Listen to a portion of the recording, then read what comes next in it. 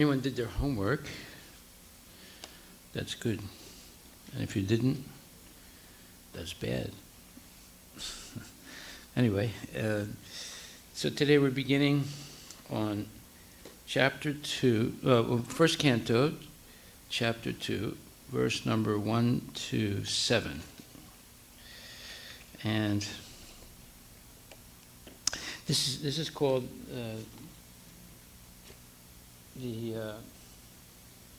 the beginning answers to the 6 questions that were asked to Sutta Goswami to answer. The sages collected at the place of pilgrimage called Naimisharanya, and they planned to stay there 1,000 years at the end of Dwapara Yuga.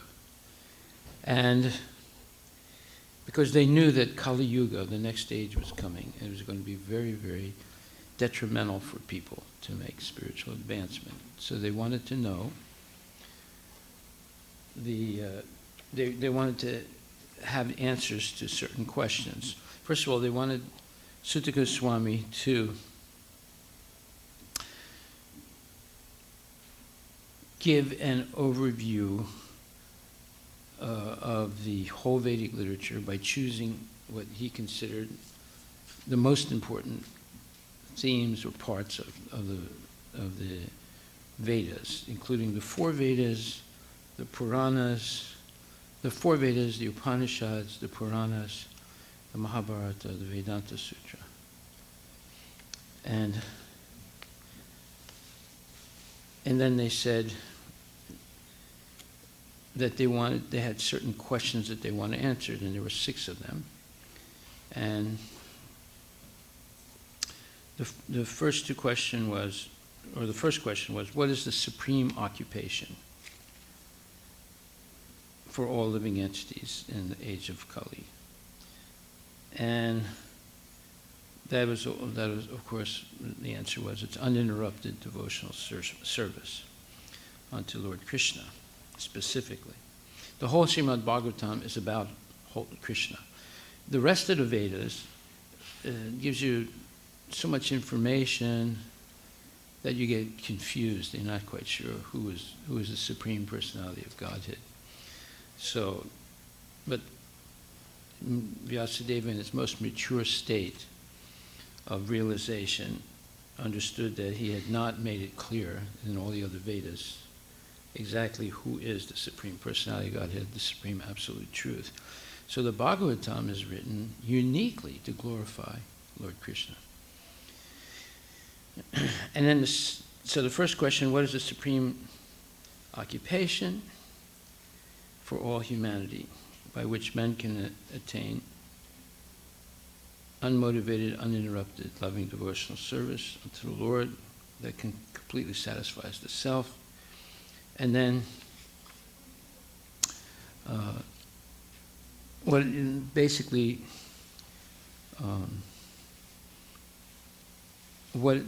the best thing, or for the ultimate good of humanity? And understand this by distilling out the essence of all the Vedic literature, right? And then the answer to that is, it's Bhakti Yoga, pure devotion and love for Krishna. Okay, so that's the overview of what we're going to discuss. So,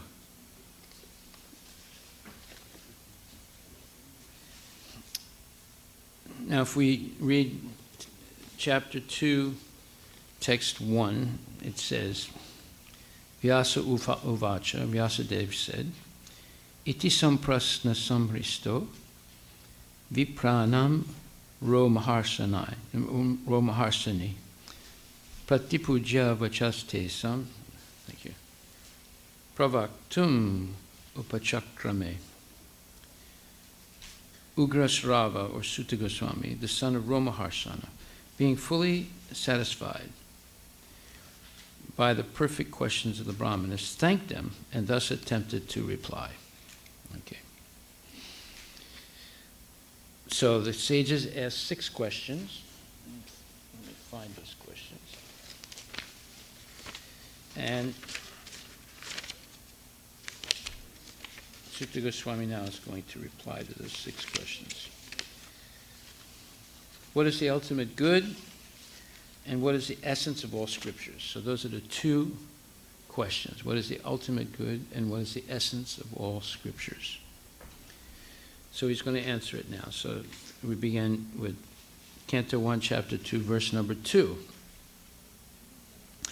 Before he answers, he first offers obeisances to his guru, Sukadeva Goswami.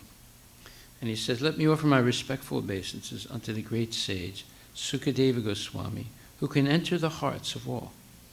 When he went away to take up the renounced order of life, sannyasa, leaving home, without undergoing reformation by the sacred thread or the ceremonies observed by the higher castes, his father, Vyasadeva, fearing separation from his son, cried out, O my son!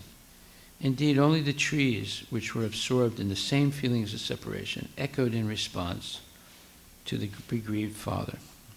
So Sukadeva Goswami, right from his conception in the womb of his mother, was self-realized due to previous lives' activities. So because he was self-realized, what was his self-realization? He realized that he is pure spirit soul, and he had absolutely no material desires, and he was in contemplation always of Brahman. So he didn't want to leave the womb of his mother. He was not disturbed by it. Of course, it caused a lot of distress to his mother, so he stayed in the womb 16 years. And it's hard to believe, but it's what it explains in the Bhagavatam. But then when his father recited let's call it the gist of the Srimad Bhagavatam, Sukadeva Goswami realized that there's something greater than simply contemplation of the Brahman, the eternal light. And there's something greater than this state of happiness in neutrality, not being attached to anything, and not being disturbed by anything. So he decided to leave the womb of his mother. And obviously he was born already grown, and he immediately left. Didn't say a word to his mother and father. And he was naked, but he didn't care. And if you see pictures of him, you'll see that he's sitting naked on a Vyasasan, teaching Maharaj Parikshit. It's very interesting that because he was not attached to anything. He is in pure state of contemplation of Krishna. Let me see where that picture is, if it's here. And so when he left, his father was shocked, so he walked after him. But the boy was not, interested in family situation at all. He just wanted to engage in glorifying the Lord. And he eventually went to the bank of the Ganges where Maharaj Parikshit was waiting. And he was chosen by the great sages at that time to explain to Maharaj Parikshit the Srimad Bhagavatam, because he had asked the question, now I know I'm going to die in 7 days, what should I do? And the sages decided that you should hear Srimad Bhagavatam from a pure devotee. So the next question was, who is that pure devotee? And it was this 16-year-old boy walking through the forest naked, Sukadeva Goswami. And he arrived there and sat on the Vyasasana and began to speak. They used to have that picture in previous editions of Bhagavatam. I don't know why they don't have it here. Let me see if there are any other pictures.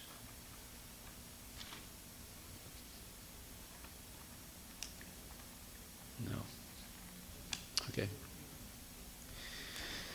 All right, so now when he spoke the Bhagavatam, Sutta Goswami was there also. And that's why he accepts Sukadeva Goswami as his guru, and he was able to repeat it later on to the sages of Naimisharanya. So that's where we are now. And in the purport, the 1.2.2, first canto, second chapter, second verse, after he offers respects to Sutta Goswami, Srila Prabhupada says that the Varnashram system prescribes that a candidate willing to study the Vedas must accept initiation from a bona fide spiritual master. The sacred thread initiation is a sign that the disciple is competent to study the Vedas from the Acharya. So, traditionally, the Upanayanam ceremony is receiving the sacred thread, Brahman initiation. Bhaktisiddhanta Saraswati Thakur and Lord Chaitanya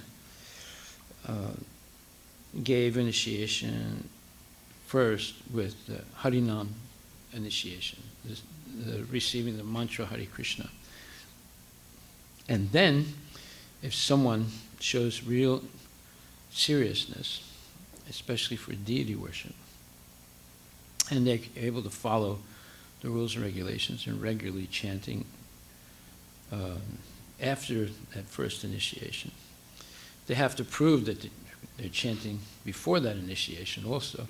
But if they show their seriousness after initiation, then, and they have real interest in deity worship, they're given second initiation. But traditionally, that Brahman initiation was considered the real initiation. However, because of the power of the holy name and the Mahamantra Hare Krishna, even if one has never received Brahman initiation, they can still go back to Godhead, simply on the virtue of purely chanting the Hare Krishna Mahamantra. Right?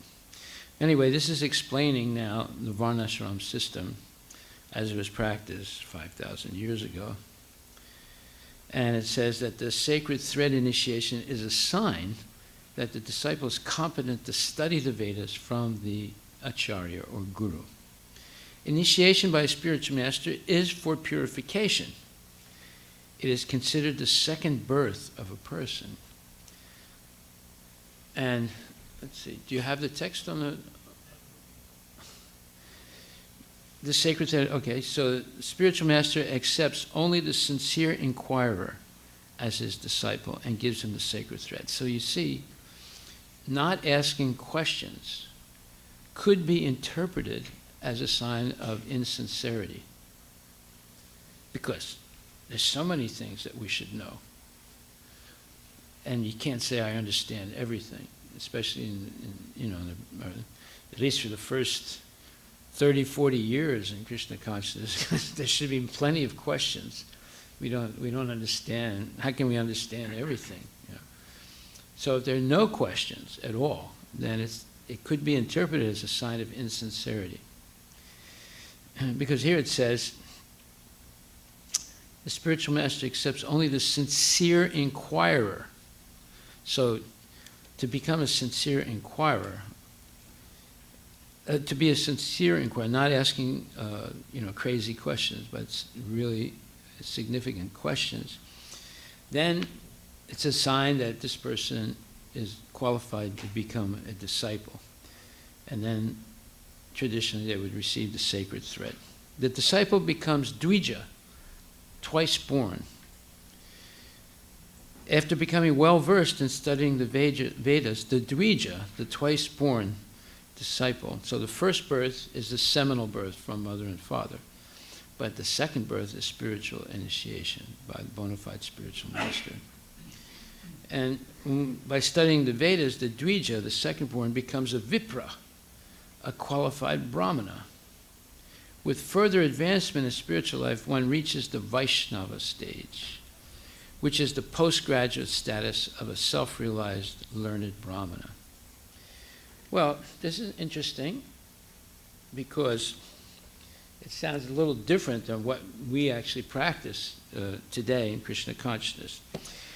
And why is that? Well, Prabhupada explains at the end of the 8th chapter of Bhagavad Gita, he says, the beauty of Krishna consciousness, however, is that by one stroke, by engaging in devotional service, one can surpass all the rituals of the different orders of life. This is a very interesting statement.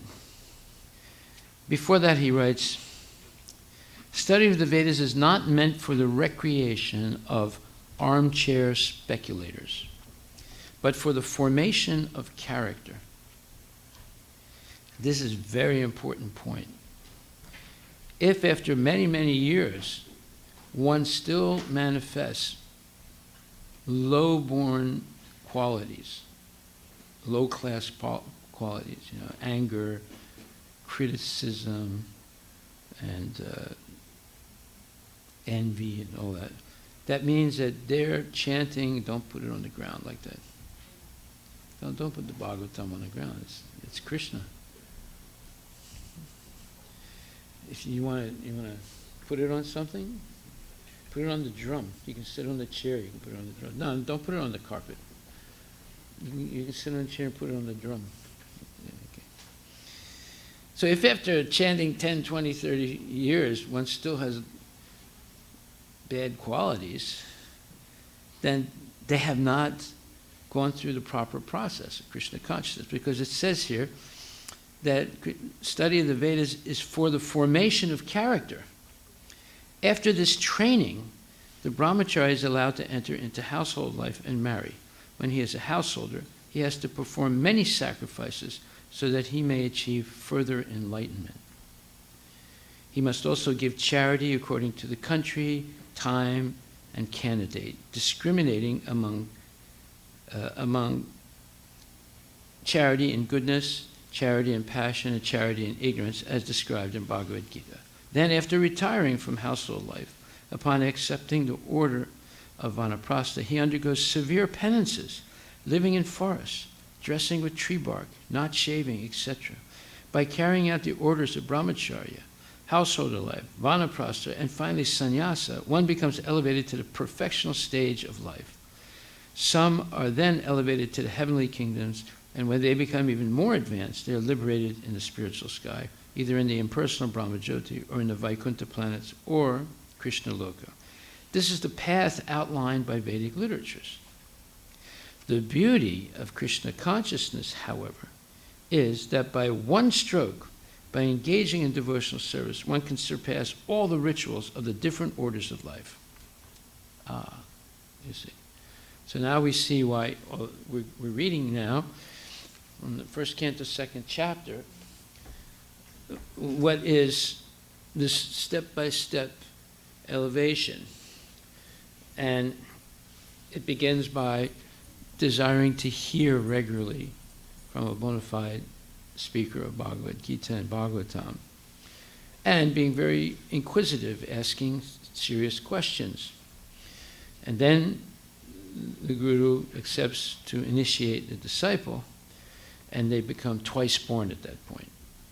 Their first birth was seminal birth, the second birth is spiritual birth. Their spiritual life begins. See, when you get initiated, that's not the end, that's the beginning. We shouldn't say, oh, now I'm initiated, okay, I have my badge, so I'm okay now. No, that's only the beginning of devotional service. But it's such a powerful beginning that if one is serious, they pass through, they pass beyond all the step-by-step process that is traditional. They come directly to devotional service of the Lord. And then they become well-versed in the Vedas. Then the Dvija, or the twice-born, becomes a Vipra, a qualified Brahmana. And with further advancement in spiritual life, one reaches the Vaishnava stage. So Vaishnava stage is above Brahmana stage. The Brahmana stage, one can perform rituals, one can recite the mantras, and so forth. But we see from the history that there were brahmanas employed by Kamsa who were living in Vrindavan, and they were performing yagyas for the benefit of Kamsa. And Krishna wanted to show his devotees what is the difference between a brahmana and a pure devotee. So he asked his devotees to go and beg from the brahmanas to get some prasadam, because at a certain point they do an offering of naivedya during a yajna. And naivedya means food for the Lord. And then after that offering it becomes prasadam. So they went and they asked the brahmanas, and the brahmanas said, "Who's it for?" And they said, "It's for Krishna." And they said, "No, we're not giving you anything." Because they were employed by Kamsa, and they knew Kamsa didn't like Krishna. So they refused to give him. And the boys were confused. They came back and they told the cowherd boys, and they came back and they said that the brahmanas refused. And Krishna smiled. He said, "Yes." He said, "Now go to their wives."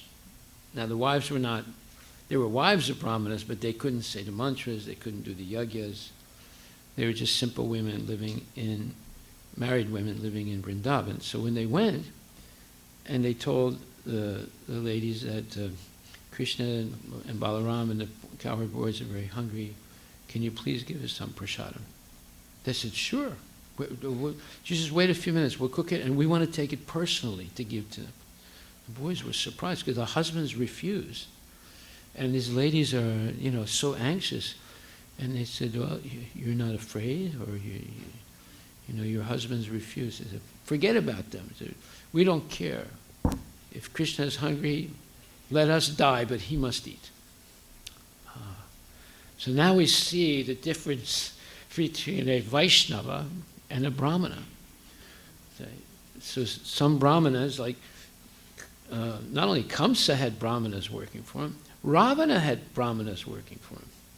And they would do the yagyas all the time in Lanka, but for material benefits. So the wives of the Brahmanas were pure devotees. But they didn't know how to chant the mantras. They didn't know how to do the rituals, but they loved Krishna. So that's why it says here, with one stroke, the beauty of Krishna consciousness is that with one stroke one can surpass all the rituals, the Vedic rituals, and come directly to the point of pure devotional service. So the goal of Varnashram Dharma is to turn a crude man, referred to usually as Adama, into a pure devotee, which is referred to as Uttama, Uttama Vaishnava.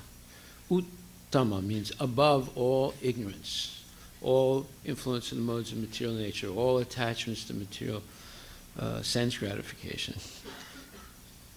And so anyone, therefore, who becomes a Vaishnava, accepted by a first-class Vaishnava or Uttama Adhikari Vaishnava Guru, is already considered a Brahmana, regardless of his birth or past deeds. So the key here is being accepted by a pure Vaishnava Guru, regardless of his birth or past deeds. Sri Chaitanya Mahaprabhu accepted this principle and recognized Srila Haridas Thakur as the Acharya of the holy name. But Haridas Thakur was born in a Muslim family, a meat-eating family. But Lord Chaitanya accepted this principle that anyone who becomes a Vaishnava, accepted by a first-class Vaishnava or Uttama Adhikari Vaishnava, is already considered a Brahmana regardless of his birth or past deeds. Sri Chaitanya Mahaprabhu accepted this principle and recognized Srila Haridas Thakur as the Acharya of the holy name, although Thakur Haridas appeared in a Mohammedan family. Any low-born person, be he Kirata, Huna, Andhra, Pulindra, Pulkasa, Abira, Sumba, Yavana, Kasa, or even lower, can be delivered to the highest transcendental position by the mercy of Vaishnavas. So this is very interesting. One time I met a man from the Arya Samaj. Sometimes I refer to them as the Arya Hodgepodge. And he came to a temple when the temple was just a little house here, and he saw me and I was doing something, chanting and doing some deity worship. And after that, I invited him to have some prasadam, and he said, what you're doing is very nice, but it's not the proper process. Your guru must not have taught you properly. I said, really? I said, what is it that we're not doing properly? He said, first, he said, you have to learn Sanskrit alphabet. Then you have to learn Sanskrit grammar. Then you have to learn Sanskrit context. And then you have to learn this, and then you have to learn that. He made a whole list of things, 12 to 15 things. And then you can do Agnihotra every day. He said, so your guru has not taught you properly. And he also said you have to be born in India. That was another thing he said. So, you see, Lord Chaitanya did not accept that. And the Vaishnava Acharyas do not accept that. And Srila Prabhupada, thank God, did not accept that. Therefore, he came to America and spread this movement, and he spread it all over the world.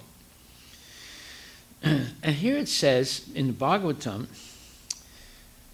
this is the second canto, and it says that Kirata Pulindra Hunandra, by the way, Hunandra, Huna means the Chinese, but Andhra means the Andhra Pradeshis.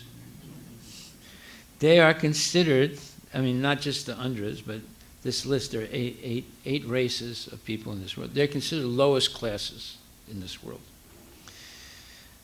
And it says, and members of the, and we'll go through those races, who are all addicted to sinful acts, can be purified by taking shelter of the devotees of the Lord due to his being the supreme power.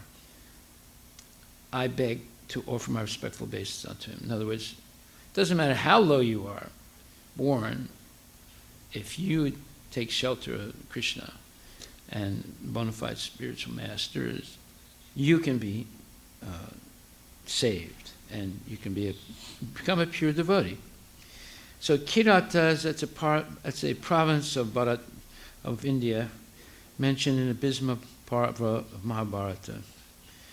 And generally, Kiratas are known as aboriginal tribes of India.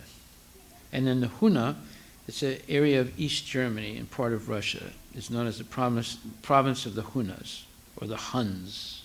They used to be called the Huns also, more modern times. And then Andhra, a province in southern India, mentioned in the Bhisma Parva of Mahabharata, is still existent under the same name.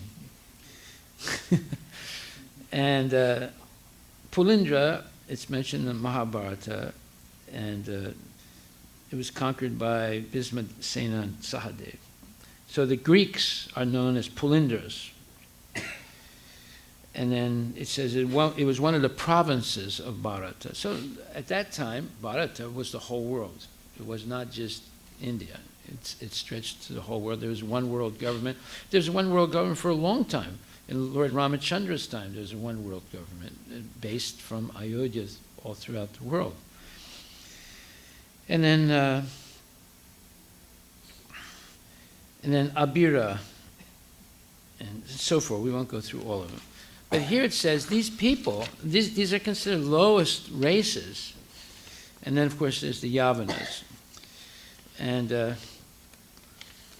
it says the Yavanas. Yavana was the name of one of the sons of Maharaj Yayati, who was given the part of the world known as Turkey to rule. Therefore, the Turks are Yavanas, due to being descendants of Maharaj Yavana. The Yavanas were therefore Kshatriyas, and later on, by giving up the Brahminical culture, they became Malecha Yavanas. Descriptions of the Yavanas are in the Mahabharata, Adiparva 85.34. Another prince called Turvasa was also known as Yavana, and his country was conquered by Sahadev, one of the Pandavas. The western Yavana joined with Duryodhana in the battle of Kurukshetra under the pressure of Karna. It is also foretold that these Yavanas also would conquer India, and it proved to be true. So we're talking about the Turks, and the Turks stretched from Mongolia all the way to Europe. And they, came through Afghanistan and came through Persia and came through Turkic countries and invaded India also. Okay, so this development of character is the whole of purity, and pure character is the whole purpose of this Vedic process. And initiation is a purification process, and you go through 4 stages of purification: as a brahmachari, a brahmacharini, and then as a grihasta, and then as vanaprastha, and then as sannyas. So women go through the same training in Krishna consciousness as the men. They're brahmacharis, brahmacharinis, then they get married, and then husband and wife, after their children are grown, they're supposed to go on pilgrimage and perform austerities together. And when the husband is properly, let's say, situated, and the wife gives her permission, the husband can take sannyas. And the wife lives either with the elder children, or she can live in a holy place, and both the husband and the wife just contemplate Krishna in the latter part of their life, without any attachments to material things. So whether you stay in one place or whether you travel around and preach, but the whole idea is in the last 25 years of life, one should be completely focused on Krishna. After having gone through married life, student life, then married life, then raising your children, and then going through a gradual renunciation by pilgrimages and so forth, and then eventually complete renunciation. Whether it's a man or a woman, it's the same thing. Right? The men can travel around, and if they take sannyas and preach, and the women stay in one place, a safe place, where they're protected, and they preach and they serve. But the whole idea is to fix the mind on Krishna without any deviation and without any material attachments. So Srimad Bhagavatam, and now we're going on the next verse, text 3, which says, "Let me offer my respectful obeisance unto him, Sukha, the spiritual master of all sages, the son of Vyasadeva, who out of his great compassion for those gross materialists who struggled to cross over the darkest regions of material existence, spoke this most confidential supplement to the cream of Vedic knowledge, after having personally assimilated it by experience." So the cream of Vedic knowledge is the Vedanta Sutra. But the supplement to the Vedanta Sutra, which is the natural commentary of it, is the Srimad Bhagavatam. So it says, Srimad Bhagavatam is the natural supplementary commentary on the Vedanta Sutras. The Vedanta Sutras, or the Brahma Sutras, were compiled by Vyasadeva with a view to presenting just the cream of Vedic knowledge. This is confidential knowledge. So what's being spoken by Sutta Goswami beginning 6,000 years ago and going on for 1,000 years is confidential knowledge. And what does it mean by confidential knowledge? Because it can teach you how to have a personal relationship with Krishna. That's very confidential, because no ordinary person can do that.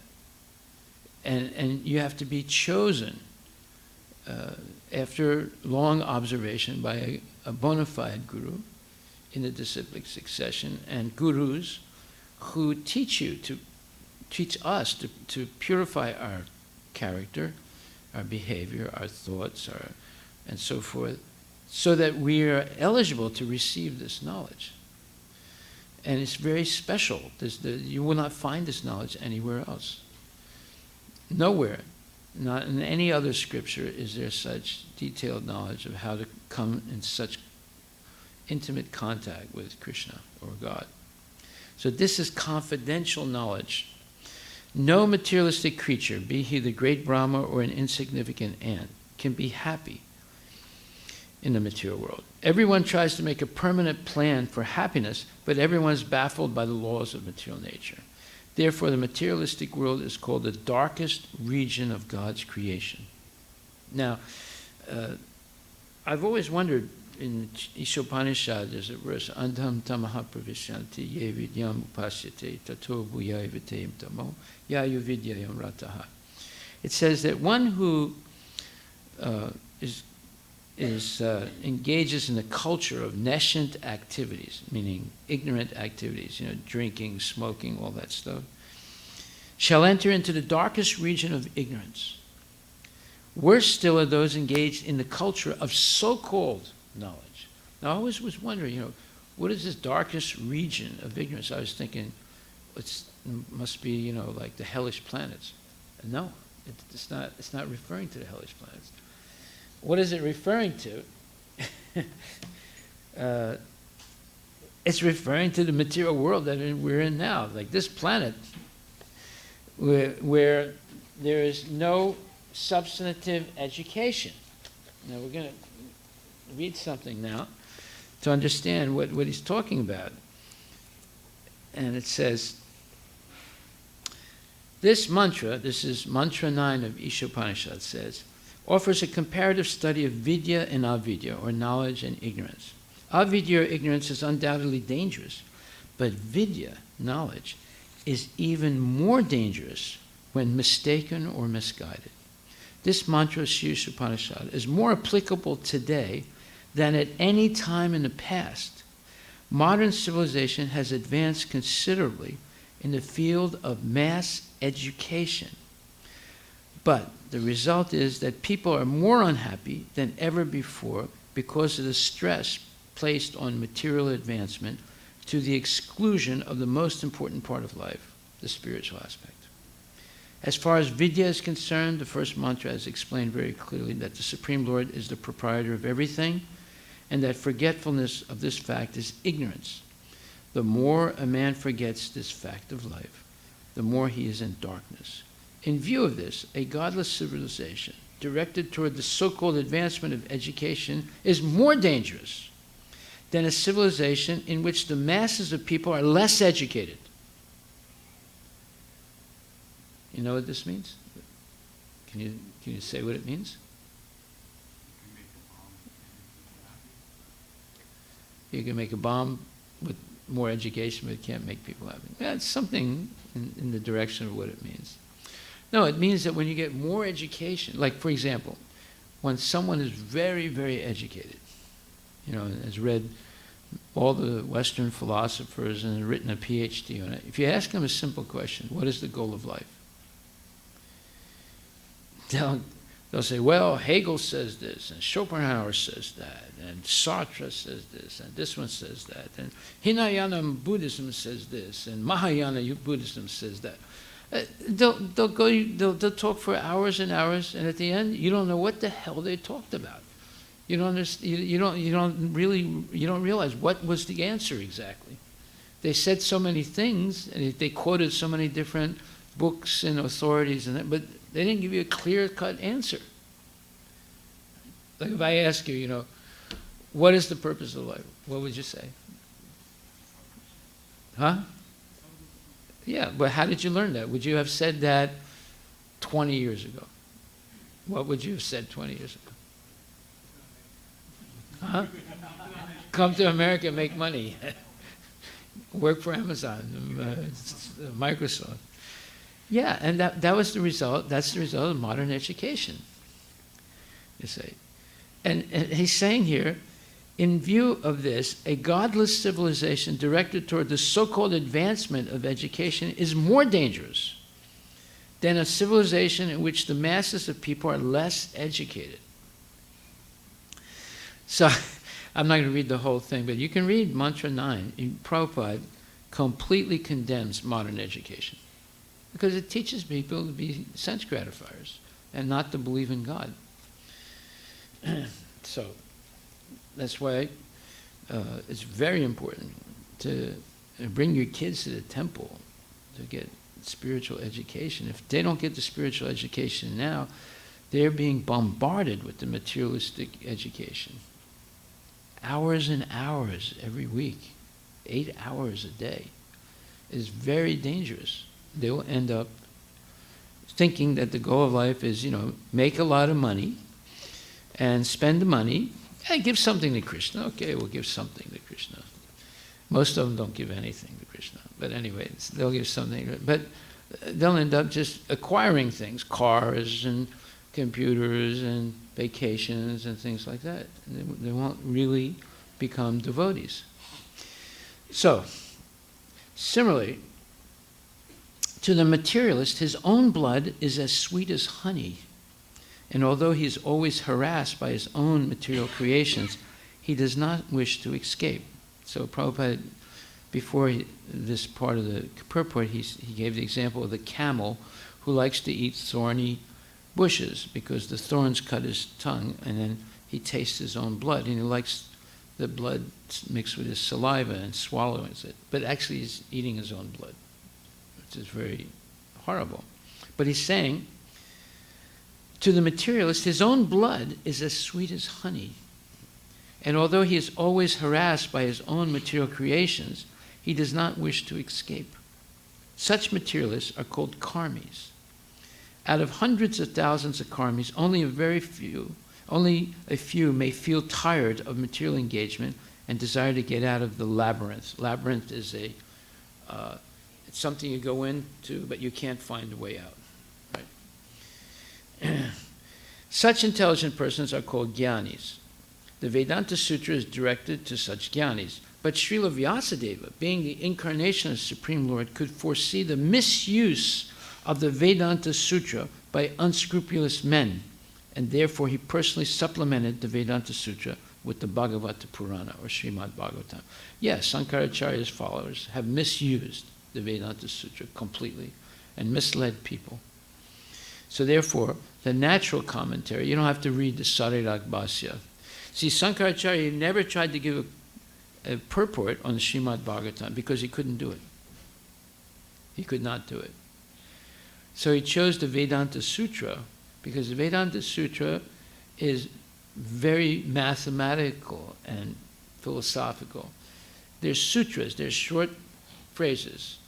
So it's possible by word jugglery to misinterpret them very easily, and no one would notice it. But you cannot misinterpret Srimad Bhagavatam.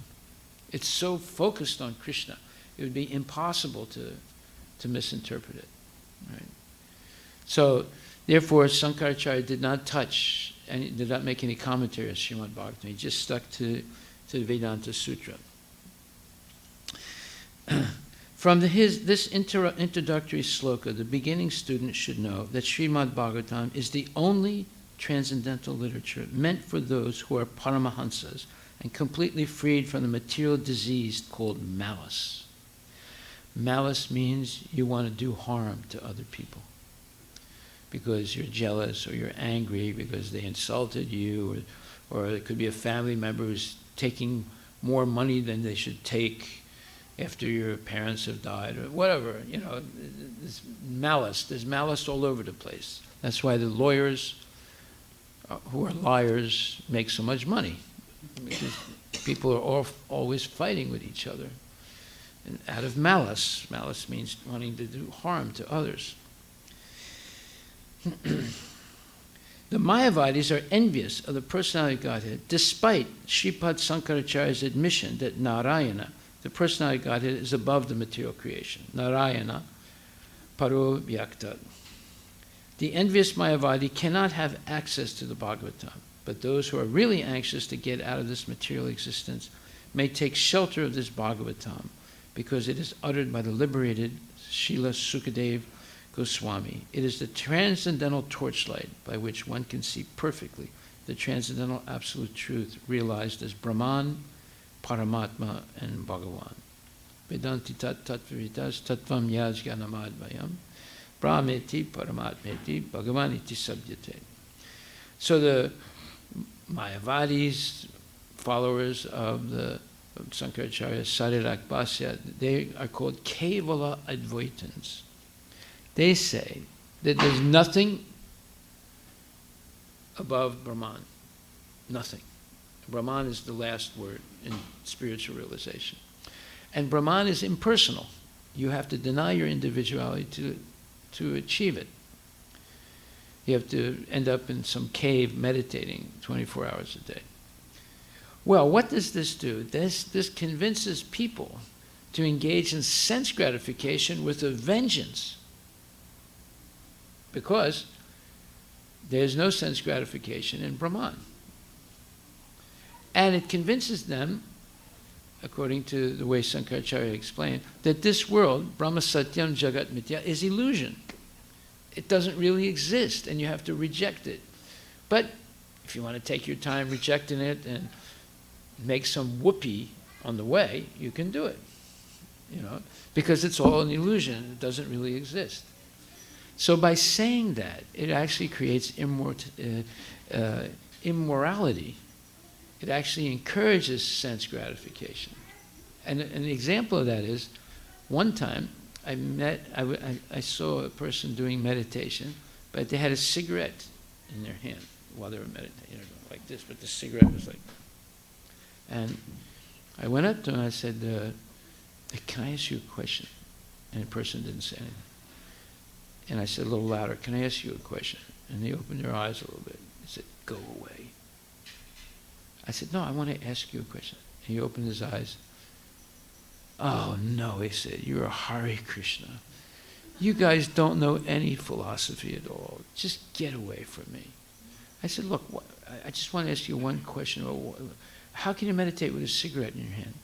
He said, you guys don't understand anything. Your guru, he doesn't know what philosophy is. I said, but can you just answer the question?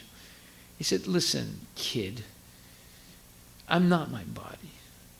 I'm pure spirit. So I'm not holding the cigarette. My body is holding the cigarette, and I'm not the body. You see how crazy people become with that philosophy. In fact, this boy that came here the night, Sunday night, right? That we met on Saturday night at the food truck. He actually told me the story of his life. And he said, because we had a philosophical discussion while he was eating prasadam Saturday night. And we talked about Mayavad and Krishna consciousness. And he said, now I realized, I was a Mayavadi. And it ruined my life. I started talking crazy stuff and acting crazy, like, why should I work? It's all illusion. I drove my wife crazy, and she separated from me, And he said, for years I suffered because I got this in my mind that everything is an illusion, and why should I be part of society, and why should I work, and like that, And he said, it ruined my life. And I mean, I would have committed suicide, but somehow or other I survived. And he was really like, the more I explained Krishna consciousness, he said, this makes complete sense to me now. He said, if you had told me this some years ago, I would have rejected it. But I've suffered so much because of following that nonsense. I know that what you're talking is the truth. This is a true statement. Right? So you see, this Mayavad philosophy is actually very vicious and dangerous. It can ruin a person's life. We have this Bhakta Michael that comes there, crazy Michael, right? He's a Mayavadi. Same thing happened to him. It ruined his marriage. His wife got a divorce from him because he was crazy, talking all kinds of nonsense, So-and-so is God, so-and-so is God, I'm going to become God, blah, blah, blah, blah, blah, blah, talking all kinds of nonsense. And his wife got a divorce from him, even though they have a child and they were married for so many years, because he went crazy being in association of Mayavadis and teaching them that everything is an illusion. And so is incarnation of God. This one's God, that one's God. This one is Ganesh, this one is Durga, blah, blah, blah. It's complete nonsense. So, it says here, the envious Mayavadi cannot have access to the Bhagavatam, but those who are really anxious to get out of this material existence may take shelter of this Bhagavatam because it is uttered by the liberated Srila Sukadeva Goswami. It is the transcendental torchlight by which one can see perfectly the transcendental absolute truth realized as Brahman, Paramatma, and Bhagavan. So the Mayavadis, they want to put a stop to any advancement beyond Brahman. So they reject Paramatma, they reject Bhagavan, they reject Krishna in Vrindavan, Goloka Vrindavan. In fact, they say, if you read Sarirakba said, that in order to become liberated into Brahman, you have to reject Krishna. And they claim that Krishna is the sum total of ignorance, the tamasa buddhi. And that if you reject Krishna, then you will be liberated. That's how mean and vicious they are.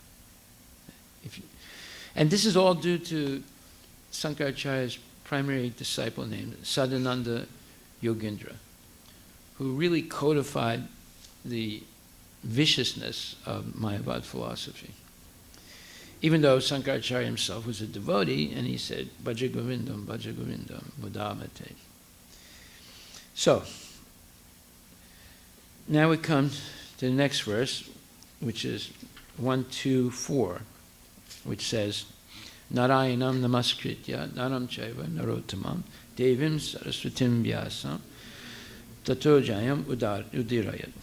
By reciting this Srimad Bhagavatam, which is the very means of conquest, before reciting the Srimad Bhagavatam, which is the very means of conquest, meaning victory, one should offer respectful obeisance unto the personality of Godhead, Narayana, unto Narayana Rishi, the supremmost human being, unto Mother Saraswati, the goddess of learning, and unto Srila Vyasadeva, the author.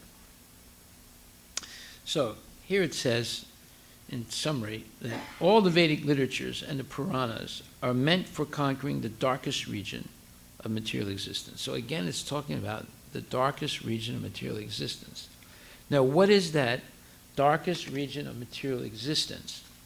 Well, this becomes clearer when you understand, when you read the Ishopanishad. And it says here, verse number 12.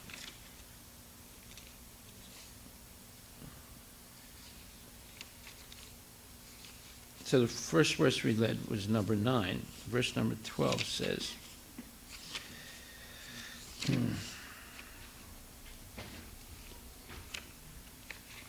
I'm sorry. Yeah.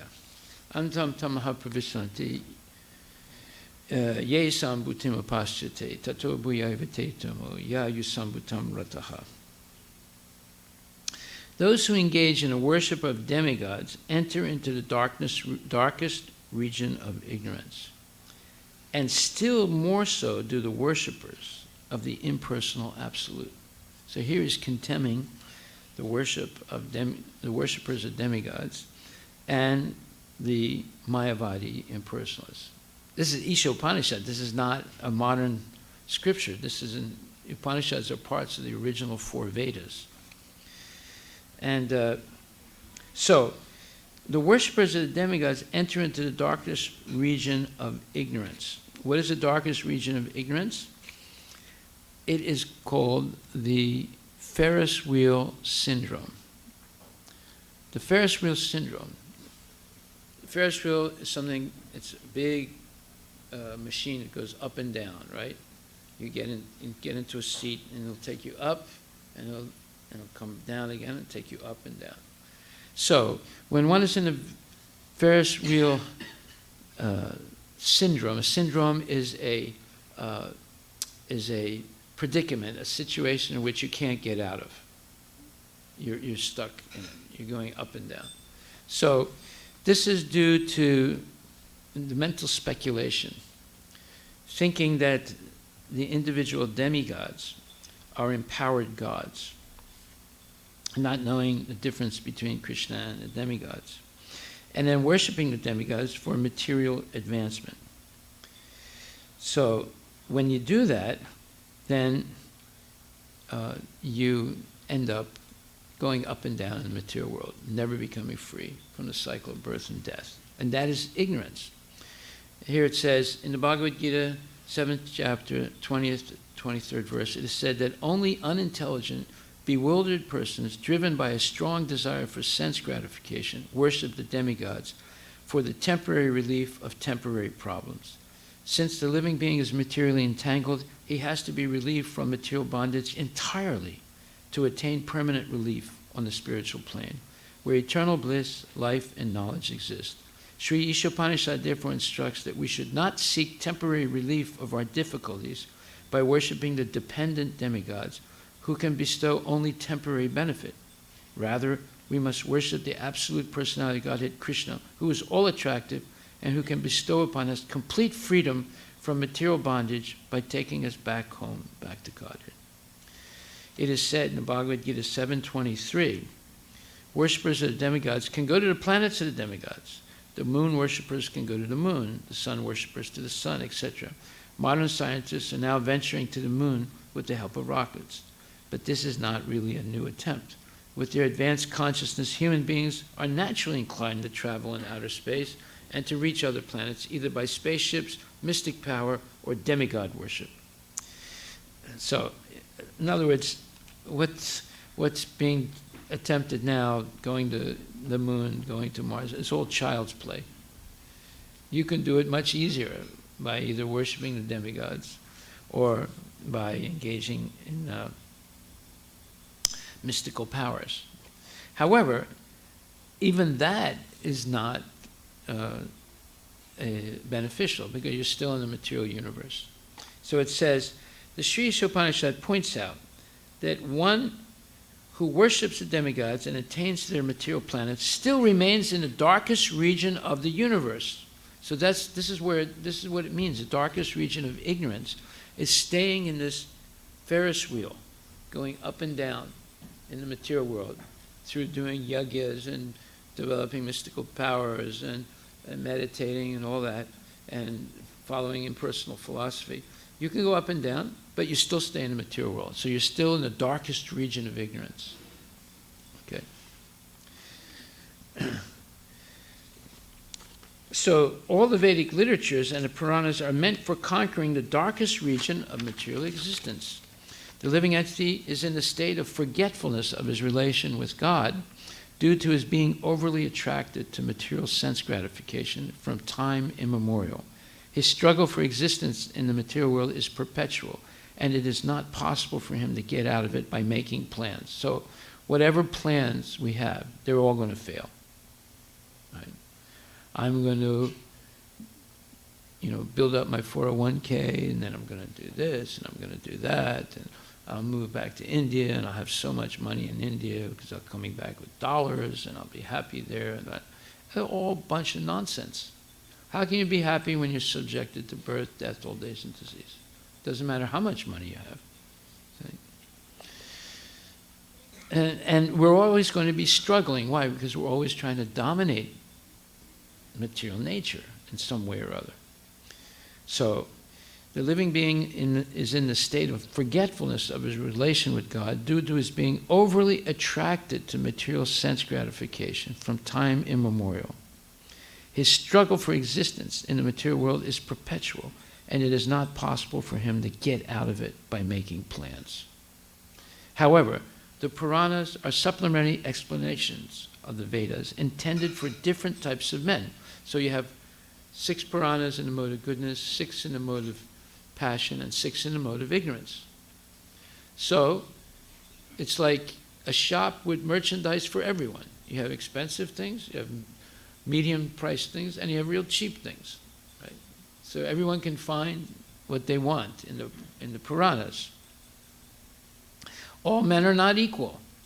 There are men who are conducted by the mode of goodness, others who are under the mode of passion, and others who are under the mode of ignorance. Srimad Bhagavatam is the spotless Purana, and it is especially meant for them who desire to get out of the material entanglement permanently. So therefore, you see there's different levels of the Vedas. Bhagavatam is the highest level. It's for people who want to make a permanent solution to this birth and death and go back where we belong, where we came from. That's the spiritual world.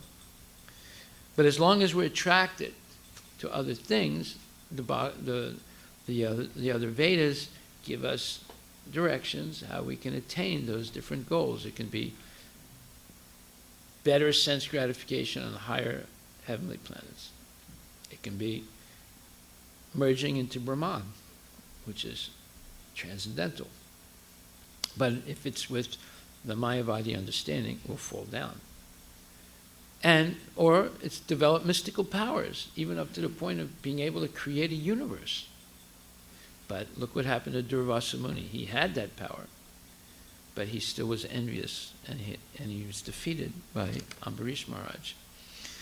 So, the Srimad Bhagavatam is a spotless Purana, and it is especially meant for them who desire to get out of the material entanglement permanently. See now, there are very few people in this world that want to get out of the material entanglement permanently. It's due to attachments to family, relatives, nation, ethnic group, money, power, prestige. All these things are like heavy weights. If you tie very heavy weights to someone's feet and chest and throw them into the river, they'll drown. They won't be able to swim.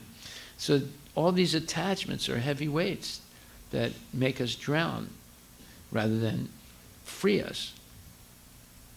So Bhagavatam is only for those people who really have understood, look, I know that all these material benefits are temporary. And as long as I'm using them for sense gratification, they're heavy weights, meaning when I die, I will be so attached to them, they'll take me to keep me in the cycle of birth and death. So I should not be attached to these things, but I can't detach myself like a Mayavadi. But if I use them in Krishna's service, I'm still using them, but now I'm going to be affected by it because I'm offering the result to Krishna, and I'm not attached to these things because they all belong to Krishna. They don't belong to me. So whether he lets me have these things to use in the service or takes them away from me, I'll still continue my service to Krishna. I'm not like a person who invested all their money in the stock market, and the stock market crashed. So they went up to the top floor of some high rise in New York and jumped out the window because all they know is the money they had, and now they don't have any money left. So therefore they end their life by committing suicide. That's a bankrupt person. They don't know anything about the purpose of life. See? So now we come to verse 5, where it says, Munayo sadupristo ham bhava adbir lokamangalam yat krita krishna samprasno yenat masaprasiditi. It says, O sages, I have been justly questioned by you. Your questions are worthy because they relate to Lord Krishna, and so are of relevance to the world's welfare. Only questions of this sort are capable of completely satisfying the self. So if you come to a spiritual person and you say that Prabhuji or Maharaj or Gurudev, I have a co-worker and they're saying mean things to me and I really feel like I should kill them. What should I do? That is not a proper question to ask. Say.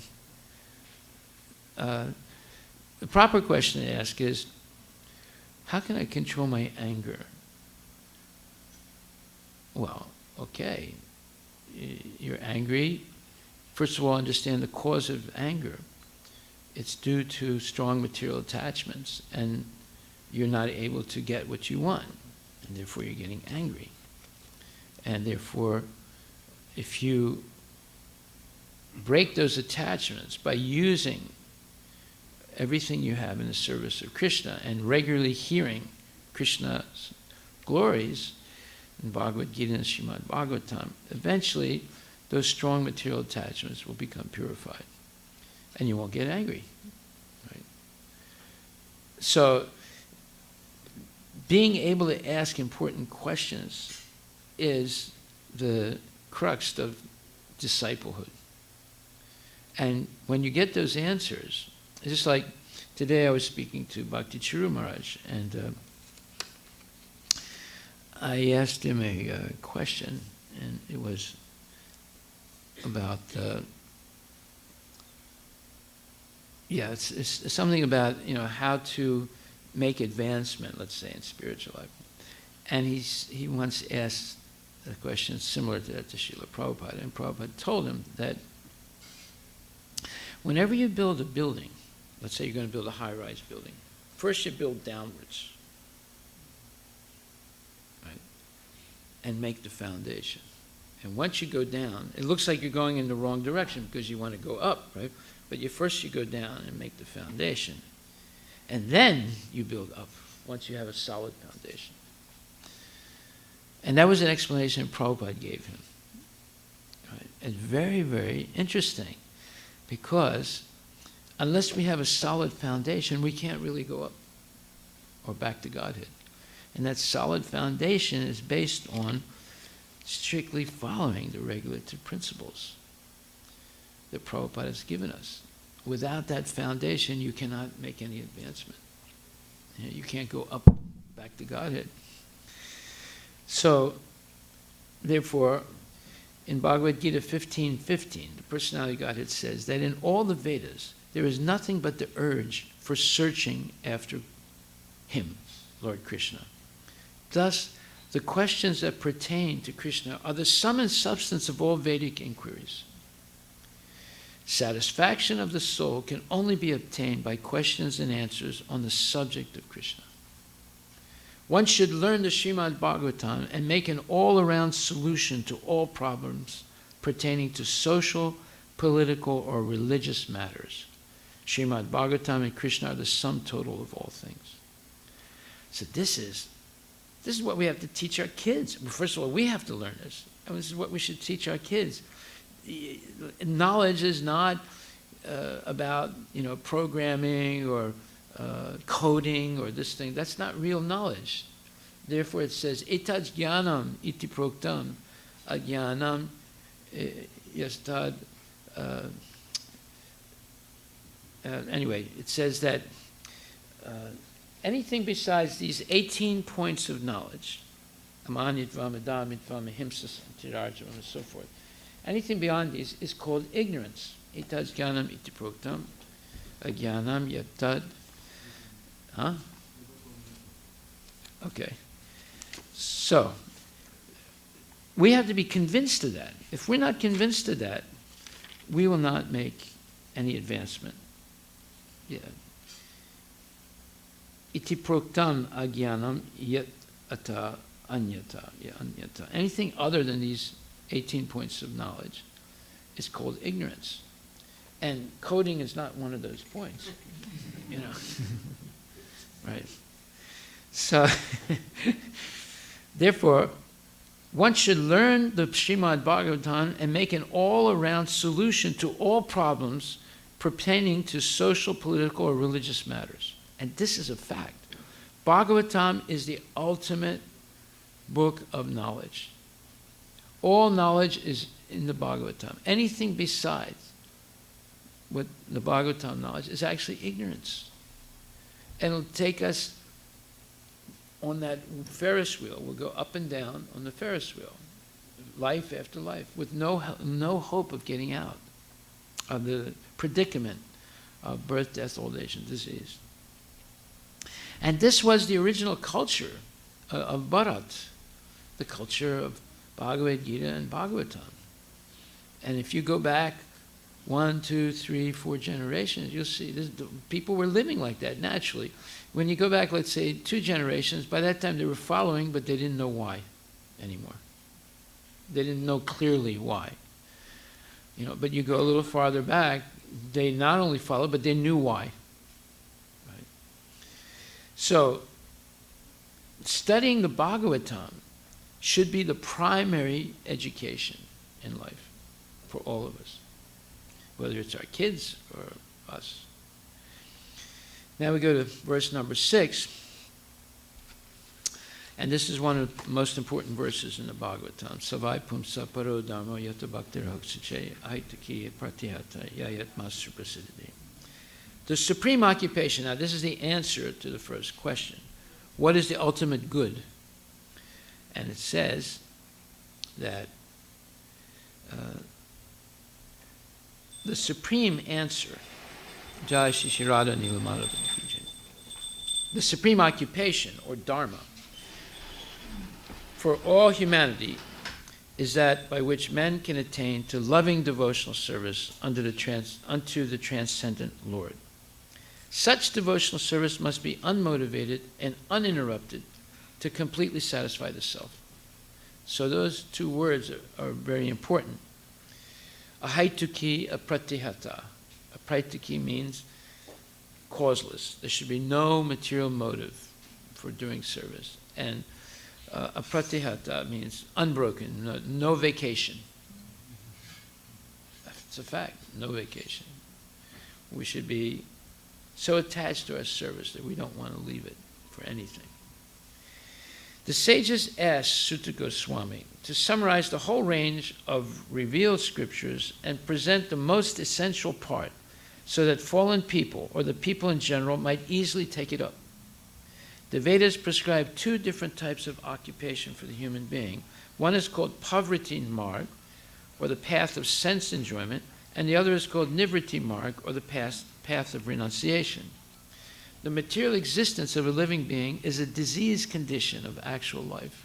Actual life is spiritual existence, or Brahma Bhuta existence, where life is eternal, blissful, and full of knowledge. Material existence is temporary, illusory, and full of miseries. There is no happiness at all. There is just the futile attempt to get rid of the miseries, and the temporary cessation of misery is falsely called happiness. This is just like a man who goes into the shoe store, the what do you call that? Bargain shoe store, and usually they have these different rows of shelves, and one row is size 8, 8.5. The next row is size 9, and then 9.5, 10, 10.5, 11, 12. So let's say you have a size 10, but the model you like is in size 8. And they have the same models, but the size 10 model that you want was sold out, and they have a little tag there, sold out, waiting for it to receive stock, right? But the one you want, but the same model is in 8, 8.5, 9, 9.5. 9.5 was sold out also. 9 was sold out. Only 8.5 was there. So you try it on, and you get your foot in there, but it's a little tight, And you ask the lady, you say, when are you going to get the next shipment? So we don't know. It could be 1 week, it could be 4 weeks. That's a very popular item. So you have a dilemma here. Should I buy it or not? So you decide, I'm going to buy it. Because vanity prevails. And you want to wear it. And so you put your old shoes in the box, and you put the new shoes on. And it's tight, but now you walk outside and you're feeling happy. I got the model. And you walk around all day. By the time you get home at night, you have a headache, your toes are pinched, and you can't wait to take off the shoes. So when you take the first shoe off, you go, that feels so good. Now, is that happiness? What do you say, Prabhu? Is that real happiness? It's relief of misery. They call it the relief of misery. They're calling happiness. It's not real happiness, right? That's what he's saying here. He says that the temporary cessation of misery is falsely called happiness. Okay? So the adoption of devotional service for material gain is certainly an obstruction to the progressive path of renunciation. So in other words, when we engage in devotional service for material gain, it stops our progress on the path of renunciation. Renunciation or abnegation for ultimate good is certainly a better occupation than enjoyment in the diseased condition of life. Therefore, devotional service to the Lord must be pure in quality, that is, without the least desire for material enjoyment. Now, does that mean that you will suffer in Krishna consciousness? that it's actually a horrible experience because there's no material enjoyment? No. Mayavad philosophy is negative. It's renunciation only. Krishna consciousness is renunciation through knowledge. And what does that result in? It results in happiness. What is renunciation through knowledge? That is vairagya vidya. You renounce intelligently. Just like instead of eating 4 ladus, you only eat 1 ladu. Instead of eating 6 rotis, you only eat 1 roti. Right? You still ate a roti, but you have an ulterior motive. The ulterior motive is 1, self-preservation, remaining healthy. 2, waking up early so that you can chant your rounds, do your services, come to the temple.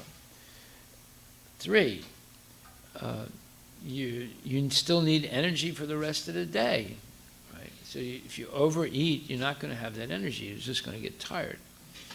So it's very important to be strictly regulated in all your habits.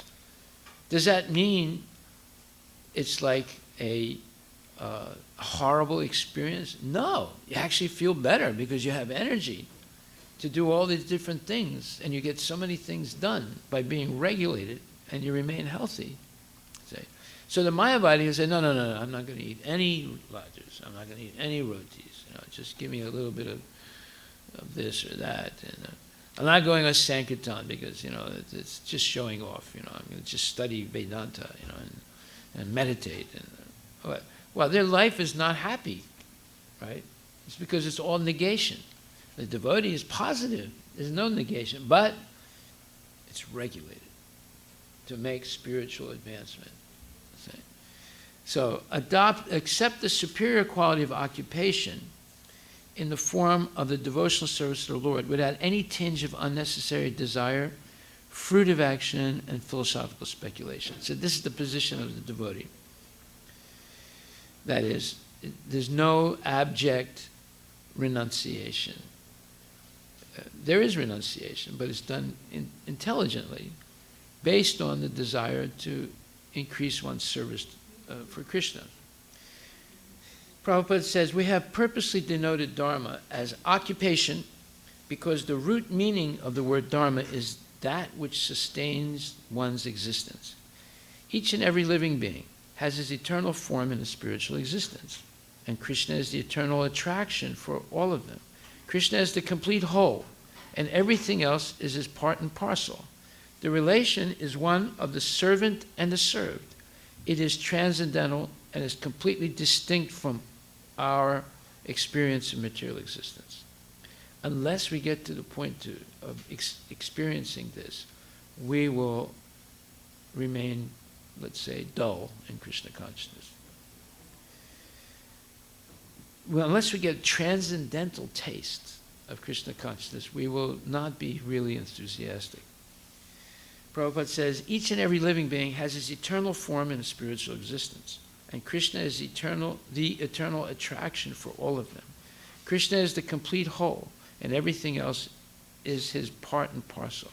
The relation is one of the servant and the served. It is transcendental and is completely distinct from our experience in material existence. Yeah, when you're a servant in the material world, it's not such a nice thing. People are telling you what to do all the time. It's not so nice. But serving Krishna is different. It's actually full of bliss.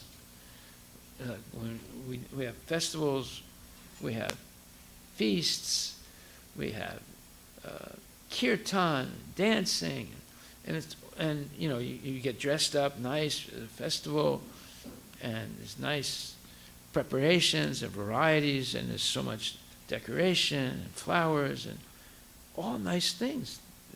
It's not like, you're roasting a pig, right?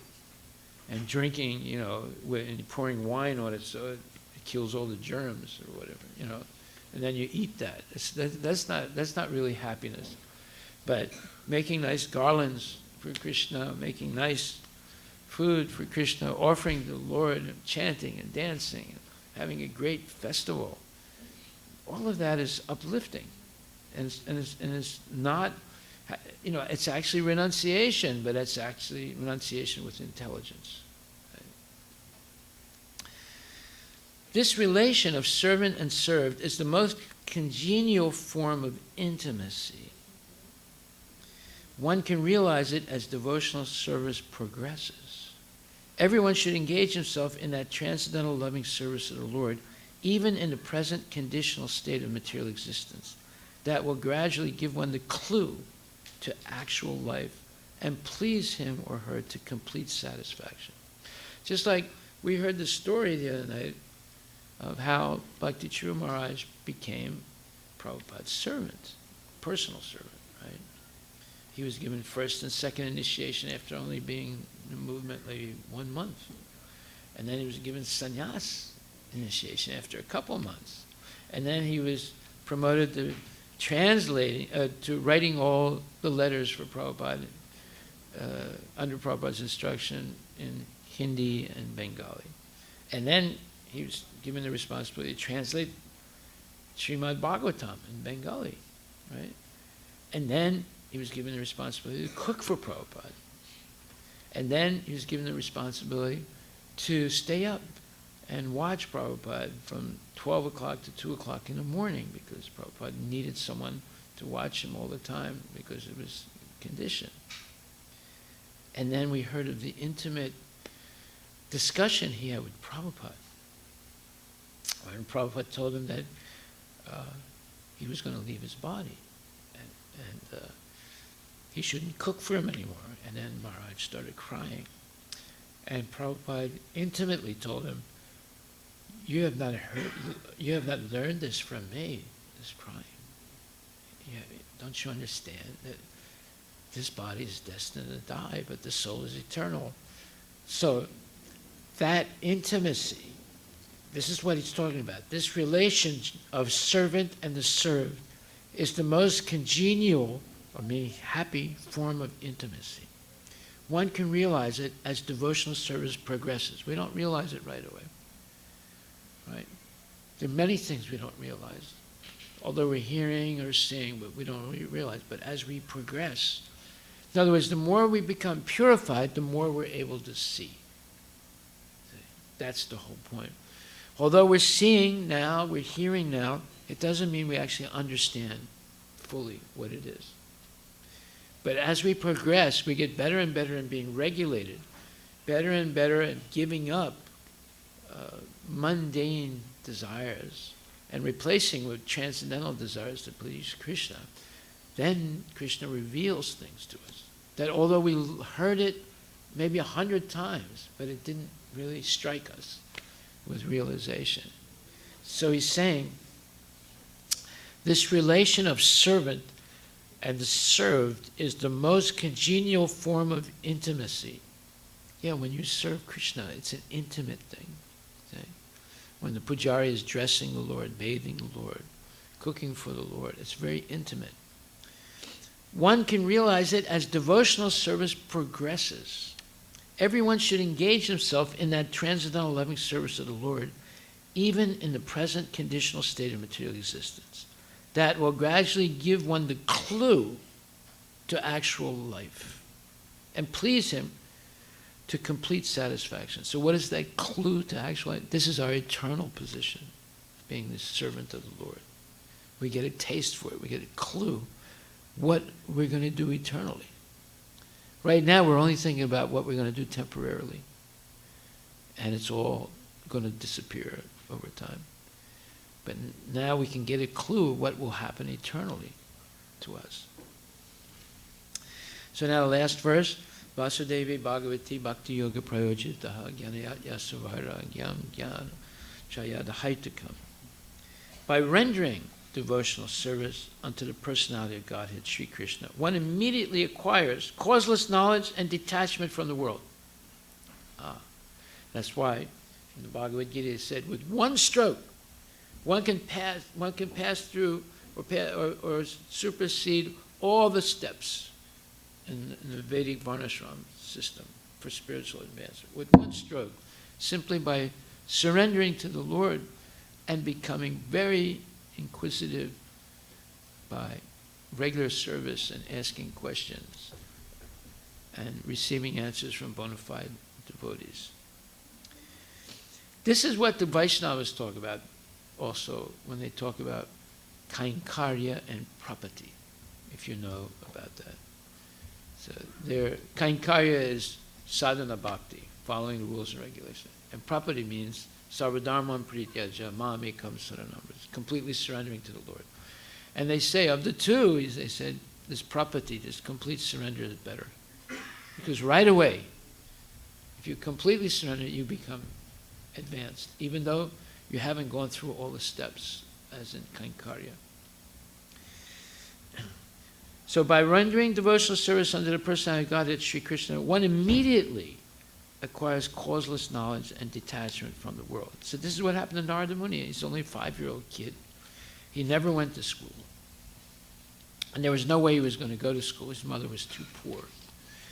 But his mother served these pure devotees for 4 months during the Chaturmasya period. And he was not interested in playful games, playing catch or tag or whatever. He was just sitting, listening to the Bhaktivedanta speak and having discourses. Although he didn't understand anything.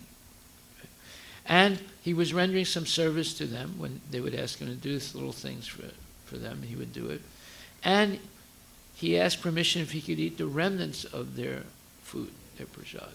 And they gave him permission. See, he asked first, right? He was well trained by his mom. And just by that, he became Narada Muni, the greatest saint in the universe. No education, simply hearing, serving, and taking the remnants of their prasad. And he became the most exalted stage. The second person in our disciplic succession. But actually, it's he who brought the Bhagavatam in this world. He's the one that brought it originally from Narayana or Krishna. Here, by jnana means knowledge of the Lord's form, qualities, and sweetness. A height to come indicates that such knowledge is devoid of a desire for liberation. So, question 1 and question 2 are about the ultimate good for humanity and the essence of all scriptures, respectively. The answer is bhakti is the ultimate good. And the process of bhakti is going to be explained later on.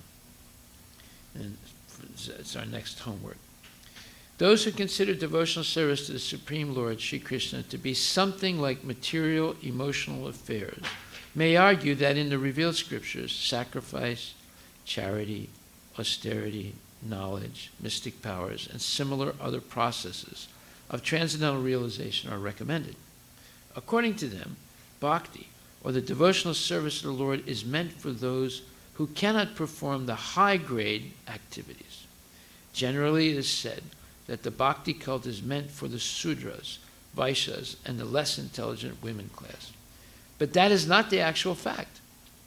The bhakti cult is the topmost of all transcendental activities, and therefore it is simultaneously sublime and easy. It is sublime for the pure devotees who are serious about getting in contact with the Supreme Lord. In other words, sublime means it's something so wonderful and out of the ordinary that it's not comparable to something else. That's mundane. This is not a mundane thing. Therefore, it's not comparable to, developing mystic powers or going to the heavenly planets or developing so much knowledge of the Vedas and achieving Brahman. It's much more, let's say, nectarian than that. So, the bhakti cult is the topmost of all transcendental activities, and therefore is simultaneously sublime and easy. It is sublime for the pure devotees who are serious about getting in contact with the Supreme Lord, and it is easy for the neophytes who are just on the threshold of the house of bhakti. Yeah, chanting, dancing, and feasting. Anybody can do that. Right? To achieve the contact of the Supreme Personality of Godhead, Sri Krishna, is a great science, and it is open for all living beings, including the Sudras, Vaishyas, women, and even those lower than the low-born Sudras. So what to speak of the high-class men, like the qualified Brahmanas and the great self-realized kings? The other high-grade activities designated as sacrifice, charity, austerity, etc., are all corollary factors, following the pure and scientific bhakti cult. So if you engage in bhakti, then you will be renounced and detached, and you will also be knowledgeable. You will also have knowledge. It will be revealed to us as we advance in bhakti. Just like we revealed, Bhakti Chur Maharaj revealed to us certain things of his intimate relationship with Prabhupada. And it was revealed to him by his dedication to serving Srila Prabhupada. The principles of knowledge and detachment are two important factors on the path of transcendental realization. The whole spiritual process leads to perfect knowledge of everything material and spiritual, and the results of such perfect knowledge are that one becomes detached from material affection and becomes attached to spiritual activities. So, material affection. That means all the I love yous, right? So there's plenty of I love yous, right? Just like in America, you know, let's say someone is going to go to college and leave the house.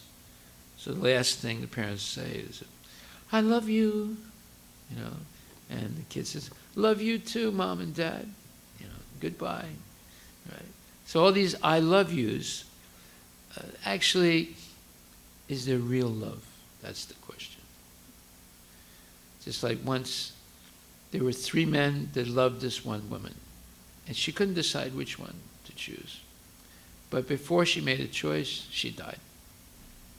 So when they buried her, one man said, I'm going to go out and find a solution to death and bring her back alive. And another man said, well, another one, a lover said, I'm going to become a doctor and figure out the riddle of death, and then I'll come back and save her. And the third guy said, I don't know about you guys, but I'm going to stay here and take care of her grave. So they all parted, and one became a mystic yogi, and he didn't really figure out how to solve death, but he found out how to fly through the air without an airplane, developed mystic powers. And the second one, the doctor, he did figure out how to conquer death.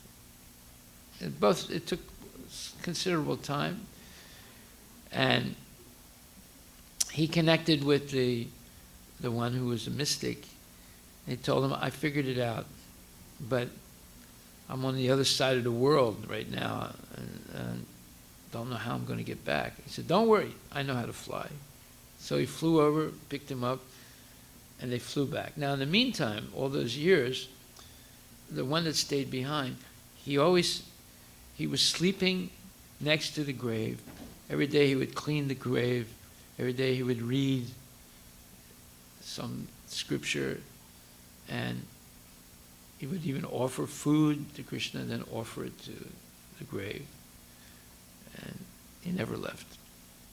So the other two coming back, and the doc, they took the, you know, they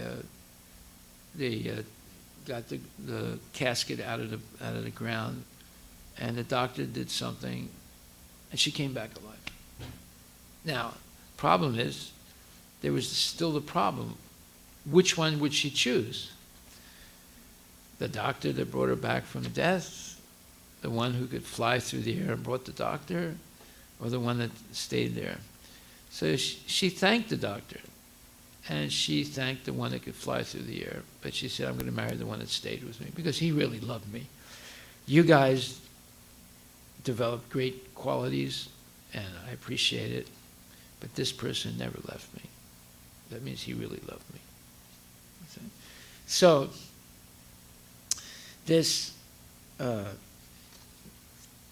fact of dedicated devotional service, it's related to what's called nice karma.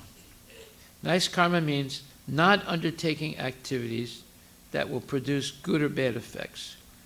Negation does not mean negation of the positive. Negation of the non-essentials does not mean negation of the essential. Similarly, detachment from material forms does not mean nullifying the positive form. The bhakti cult is meant for realization of the positive form. When the positive form is realized, the negative forms are automatically eliminated. Therefore, with the development of the bhakti cult, with the application of positive service to the positive form, one naturally becomes detached from inferior things, and he or she becomes attached to superior things. Similarly, the bhakti cult, being the supermost occupation of a living being, leads him out of material sense enjoyment. That is the sign of a pure devotee. He's not a fool, nor is he engaged in the inferior energies, nor does he have material values. This is not possible by dry reasoning. It actually happens by the grace of the Almighty. In conclusion, one who is a pure devotee has all other good qualities, namely knowledge, detachment, etc. But one who has only knowledge or detachment is not necessarily well acquainted with the principles of the bhakti cult. Bhakti is the supermost occupation of the human being. So Prabhupada's words are extremely profound. It might take a lifetime to understand what he's saying. I mean, you understand the words, but to really understand it and put it into practice, that's the question, whether we have the ability to do that. But if we follow the rules and regulations and chant sincerely Hare Krishna, it'll all happen. It'll all happen in some wonderful, mysterious way if we stick to it. In other words, ahaitaki apratihata.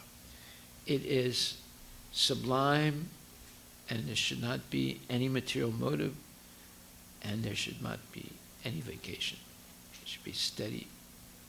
Steady as a rock, devotional service. That is the sign of someone who has understood this first lesson in chapter 2. So we'll end with that. Are there any questions anyone would like to ask? Yes?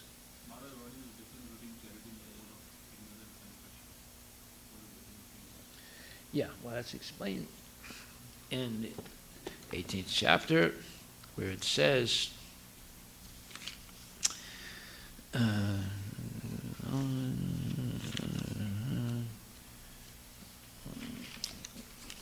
18th chapter, verse number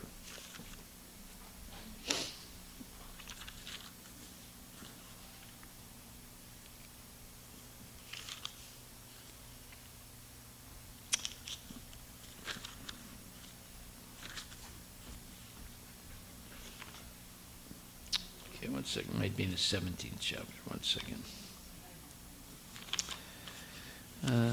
Charity, C-H-A-R, 788, yeah.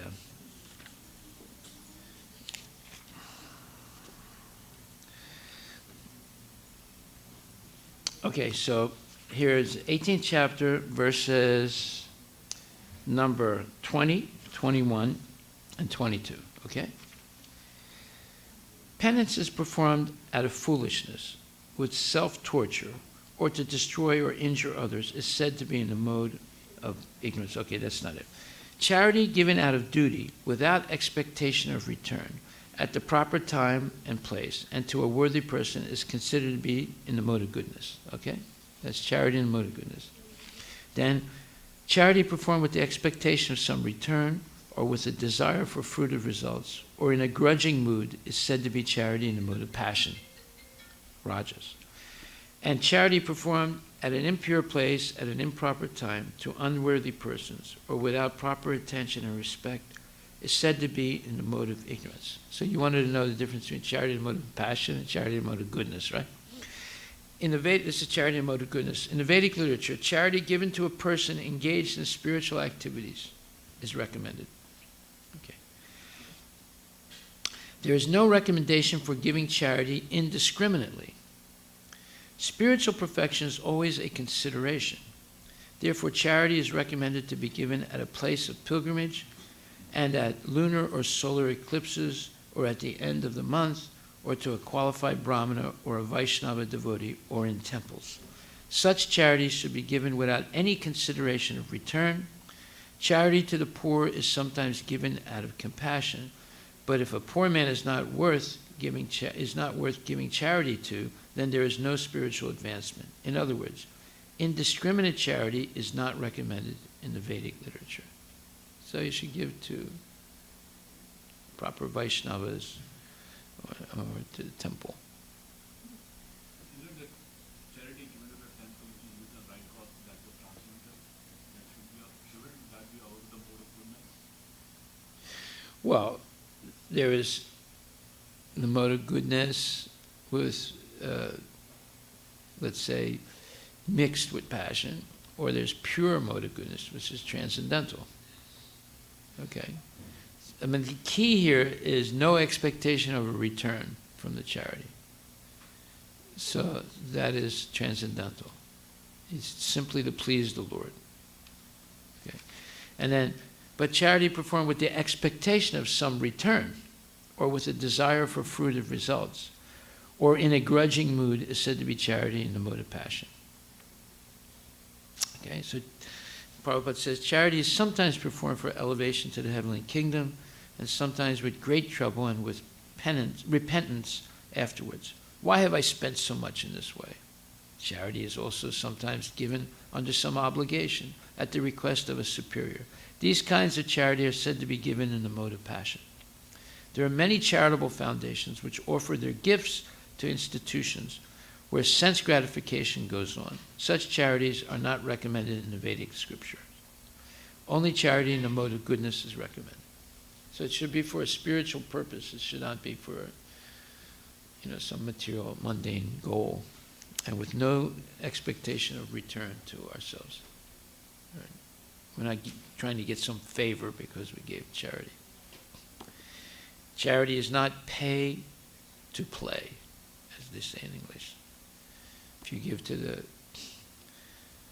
the Clinton Foundation, then you get a contract, government contract, right? So that's called pay to play, but that's not charity. Okay, so now there's homework for next week. Well, if you did the homework, you sent it to me, so I'll look at it. But we're not going to read it now. So the homework today's homework was questions 1 and 2 that were asked in the previous chapter were supposed to be answered.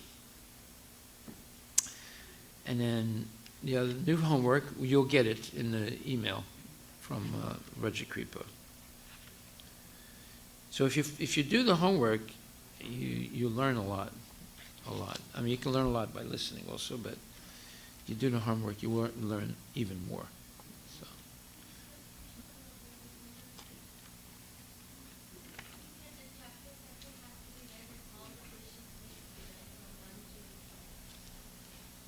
There are 6 questions, so the homework the homework for today was to find the answers to the first